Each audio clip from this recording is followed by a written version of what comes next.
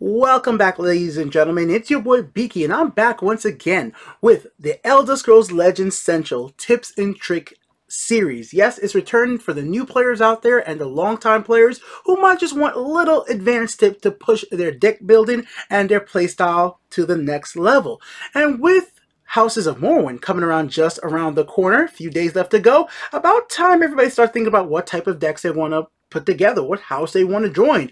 Well, today I thought about highlighting one card that's going to be very interesting and change the way many people think about making and playing their decks. Let's take a look at this lovely lady right here, Therana. So yes, her effect might be very simple on paper, but it really has to be something you think about when you want to add this lady to our decks. Let's actually get into some gameplay and show you guys exactly how this card works for today's tip and trick. It's going to be very simple.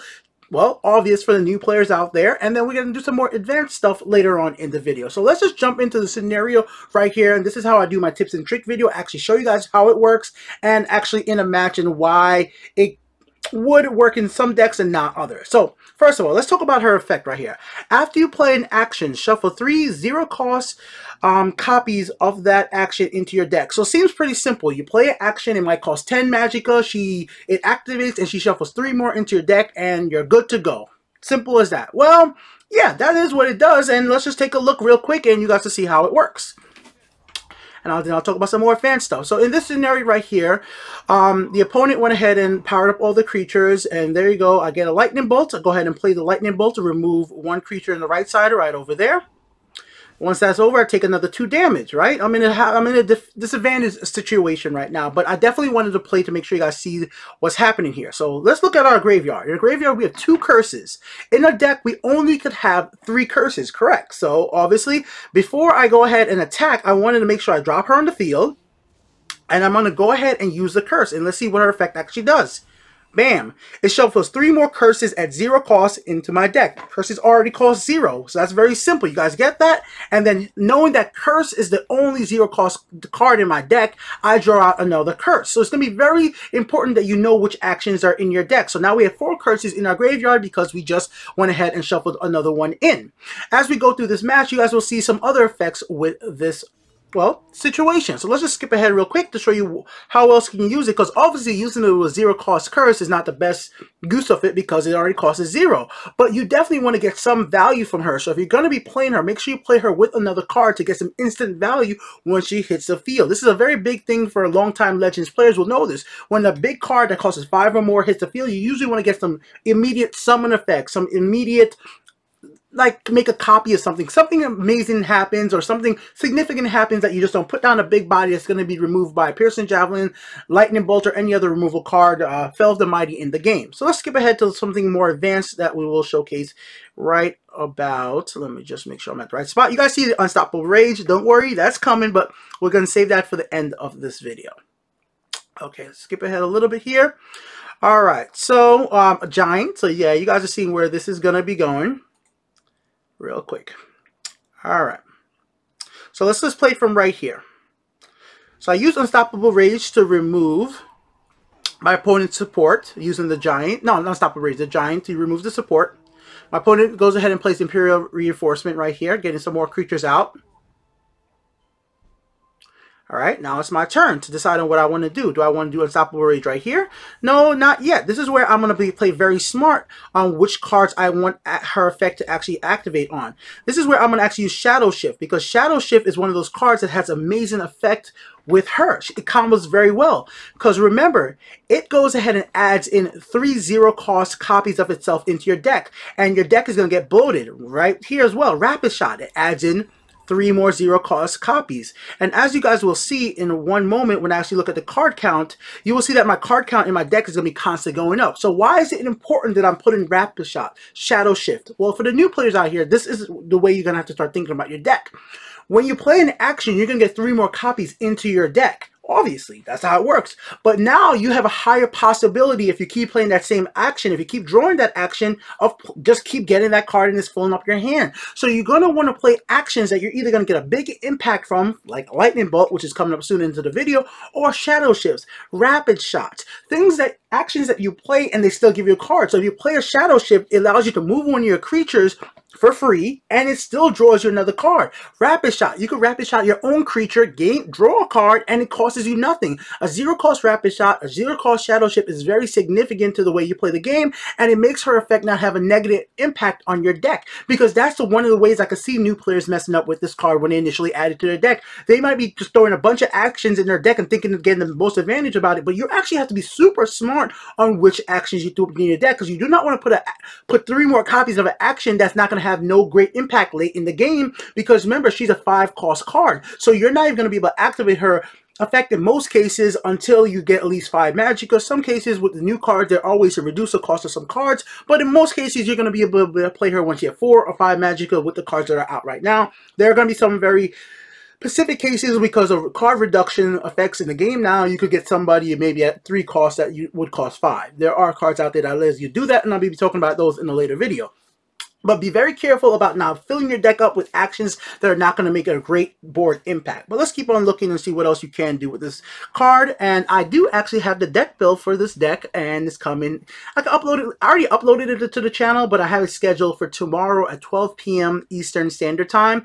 I was going to release it first, but I figured I should explain what's going on here. So here we go, guys. We have Shadow Shift again. So here's an example. I get a free move. I get 3 Shadow Shifts. That's exactly what I was just talking about. And now, just because I wanted to show you guys, here's the Lightning Bolt effect. So I go ahead and hit with Lightning Bolt. Now I got 3 Lightning Bolts into my deck. What's significant about that is now I can draw out those Lightning Bolts if I was playing Goblin, which you guys saw me playing earlier, and Goblin's in the deck build that you guys are going to be seeing once again tomorrow at 12 p.m. Eastern Standard Time. That's going to be April 2nd. Check out that video. Don't be late. It's really interesting. It's a long video, but I'm very hyped in it, and you guys will see why. Either ways, now that I have 3 Lightning Bolts into my deck, it's a very interesting situation. Now that I have low Magicka, low amount of prophecy available to me, I only have 1 more rune. Well, I'm in a situation that now I have a higher chance of maybe getting one of those Lightning Bolts. But still, you got to remember, my deck is over 70 cards, so that's still a lot of cards to go through. But if you were able to play enough Lightning Bolts over and over and over, your deck will just start constantly building up a Lightning Bolt, and you may be able to just lightning your opponent straight to death. Or if you had a lot of runes left, you could be able to get those from your prophecies, a higher chance, and be able to counter whatever your opponent has to field or go to face if you need to. But always remember, because of the situation now that you're adding all these Lightning Bolts into your deck, it might affect other cards you're drawing out. So you have to be thinking very smart about which cards you want to add. Are you going to add a bunch of 7, 8 cost actions that might not really be that great because you have to hold on to it to play her while she's on the field? You just got to be, it's a situational thing. Yes, she reduces it to 0, but you still have to have enough Magicka to play those higher cost actions. And from what I've been testing so far, you know, with low cost actions that allow you to draw a card and still have an effect on the field seems to be best. But obviously Rage is coming, and yeah, you'll see. So let's just keep on going with it right now. So I put our Corsair, well, go right here and put our Corsair ship. And my turn, I'm not trying to win the match, that's why I'm not attacking and stuff like that. We'll just skip ahead a little bit. AI goes ahead and does the right thing and removes the drain creature, but still not over, obviously. So here we go. Unstoppable Rage. Now I got 3 Unstoppable Rages into my deck. So this is where this card becomes super interesting as well, because now you could be using Unstoppable Rage in a situation that you normally would, just because you want to put more of them into your deck at 0 cost, because you have breakthrough creatures in your hand. And if you get those breakthrough creatures out at the proper time, it could give you the right scenario to play a creature with breakthrough that would be too much magic to play with Unstoppable Rage, which, well, check this out. Alright, so I end my turn again. Renowned Liege comes out on the left lane. Summoning an Imperial Grunt, gaining some health. 2 health right there for the both creatures. Next card I draw is right there, guys. The 0 cost Unstoppable Rage. So I just played Unstoppable Rage, and now I just got another 0 cost Unstoppable Rage. So in the scenario we're about to see, I have Pac-Master, Tezcat in my hand. I would never be able to play Tezcat and Unstoppable Rage at the same exact time without playing a ramp deck and ramping up your Magicka. And now you have the possibility to actually do this. And you do not need to play in a triple color deck that I'm playing in right now. I'm just showing you guys a triple color deck because that's one of the new features in, well, the House of Morrowind. You can play in a standard 2 color deck and work it out any way you want. You definitely can't play, well, you know, Unstoppable Rage, Intelligence, and Agility to get Tezcat, but you'll definitely need other breakthrough creatures. So let's see it right here. So right there, we got the 0 cost Unstoppable Rage. We already have Unstoppable Rage in our hand, and Unstoppable Rage at 0 is highly more effective. I just pointed out right now, so you get to play Test Cat, play Unstoppable Rage. Of course, I could have attacked for the 2 right away. Now we attack for 17. My opponent gets the Piercing Javelin.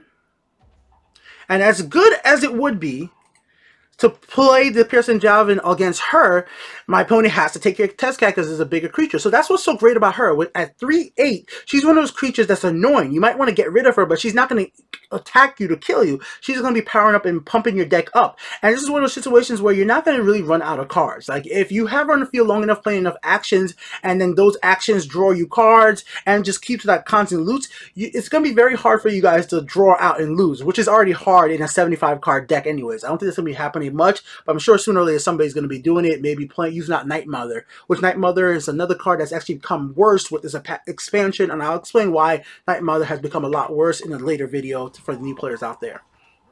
Alright, let's go ahead and attack right there. Let's end that right now. 5th Legion Trainer.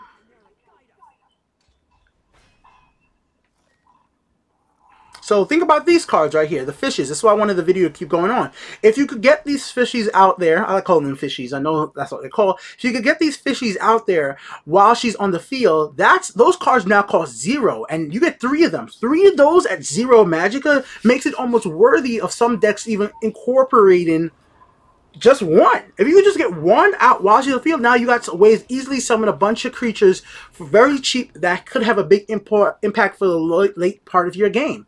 So there you go, guys. I hope you guys enjoyed that little tips and trick video for Houses of Morrowind coming out very soon, a few days from now. I will have the deck list for the deck I was playing right there. It's not just about playing her. The deck really isn't, and you guys will see it tomorrow, because tomorrow, once the video is uploaded onto, well, once it goes live, you guys will see that I actually played that deck without really needing her effect at all, because the deck is very balance throughout. Because once you can start playing with 75 cards, or if you go to 100, you will realize that you do not have to stick to one type of strategy. You can have lots of different ways of playing attack, aggro. So like, it seems like with this new expansion, a lot of things are going into mid-range, where you could be very situational on what you want to do with your deck. And I think that might be one of the best ways to make decks going forward. And you guys will see that once the deck comes out tomorrow. And I think I would love to see what you guys think about the deck and how would you enhance it or change it as well. This has been Beaky here with the Untitled Game Show. I hope you guys enjoyed this video, and I will try to come back and bring you guys more tips and tricks videos for the Elder Scrolls Legends going forward in the future. Definitely there's going to be a lot of big changes, and the way you think about decks are going to have to change, and there's going to be some decks you guys are going to have to rebuild with this new expansion coming out very soon. Until next time, peace out. If you liked the video, like it. If you disliked it, dislike it. And of course, may the hiss aid you. Later, guys.